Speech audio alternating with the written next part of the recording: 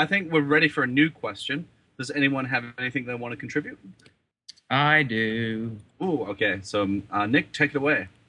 So if you've ever seen the episode where Goku explains how he escaped Planet Namek, you see the artist responsible draws the flashback of Goku still on Frieza's ship before he discovers the Ginyu's ship.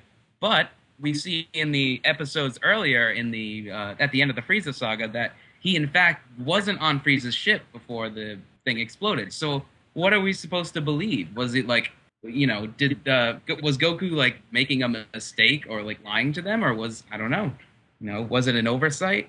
Yeah, because there was two different. They just really wanted you to believe he died, and then like, oh no, actually we lied. I don't know. Part of me actually kind of thought about, well, maybe that's what they're envisioning happened to Goku. Yeah, that could be it. Yeah, that could be. That's a legit. We're all assuming, reason. But we don't know the truth. Yeah. Wasn't the original plan? I've heard this somewhere, but I don't know if this is true. Wasn't the original plan to have Goku actually die? Yes. On Namek? I think it was. Yes. So wouldn't that wanted kind to of end the series? That's where his logical conclusion was. And then technically, Goku wasn't meant to come back at all.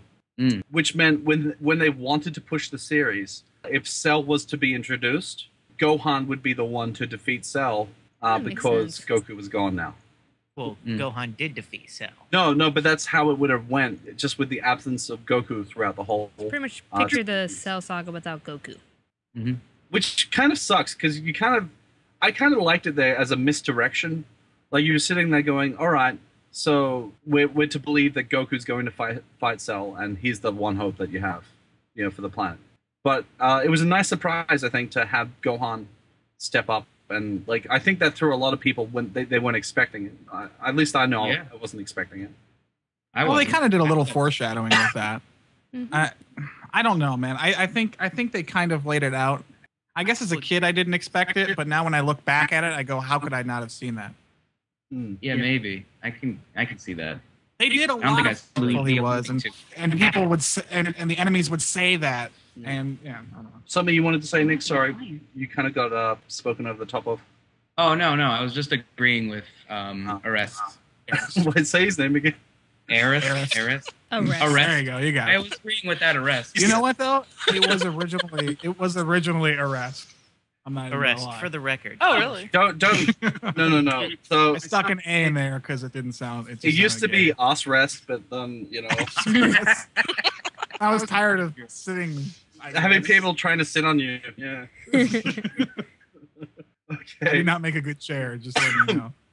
Also, I'm going to say chairist either, because I'm going to say that one's all right. So does everyone want to agree with the idea that maybe it was just what people thought happened? Or was it just we can chalk it down to bad animating and storytelling? I think it's the consistency. I think it's pretty obvious. It's number 2. Dare I say, did King Kai thought try to kill everybody thought he died. That's the thing. What good are these gods? They get things wrong all the fucking time. That's true. What? How did you fill out your application to be God? Yeah. I never make mistakes that are crucial or important to plot devices. I have antennae and sunglasses. Oh, you're hired. Yes, I think they gave King Kai, what can you bring? Shut him up. Well, I have a monkey and I have a cricket. Yeah, sure, you're in. Fine. And he can tell good jokes. Quotes. Maybe that's why he got such a small planet. He's like, I guess you're qualified. You can have that little dinky thing at the end of Snake Way. If you do a good job, we might talk in upgrading, but for now, that's what you got. Deal with it. Mm-hmm. Been doing a good job, King Kai. Enjoy this car. Oh, sweet. I can ride that around and just, go 50 meters in any direction and be where I was before. Be good and we'll get you a driveway. On that planet. Wow. To me, it's just the consistency. This is coming from the same country that loves to do different variations when they do OVAs of certain animes. With Tenchi Muyo, they did 3 different series, and each of their backstories of how they met each other were different each time. So that drove me crazy. Sorry. That drove me so crazy. You're talking about a country that just changes its mind every second with their stories. They'll have 12 episodes of this, and then when they get another series with 24 episodes, they change the whole story. Well, there is a bit of consistency. Ayaka still wanted to nail Tenchi. Everyone still wanted to nail Tenchi. They still kept with the theme. They're all aliens, and they all wanted to bone one person. Oh god. No thanks. The only thing that really changed was just how they met each other. Continuing on. I'm confused. Robert, were you trying to pose that in the question? No. Just like it's going back to the writing for Goku's escape from Namek. Just this is coming from the country that's just it's not good with their consistency. I do have one final word on that topic though, and I think it needs to be explained. It's that particular artist is responsible for some of the most bullshit things in DBZ. Like, think about it. Most of the flashbacks that you see are his responsibility. Most of the plot holes that you get as far as animation goes are his doing. Like the Frieza. What am I trying to say? When Goku escapes on Frieza's ship and then, it contradicts the other thing.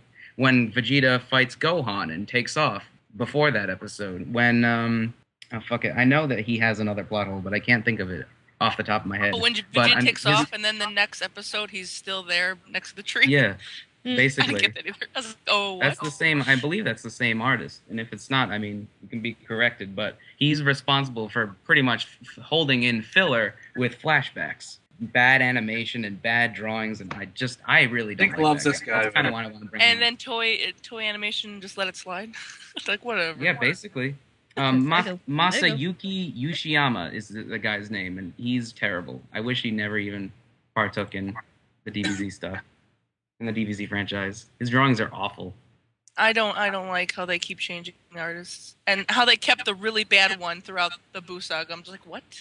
Yeah, Why? that's the guy. Masayuki. There's actually two. There's two bad ones. I can tell.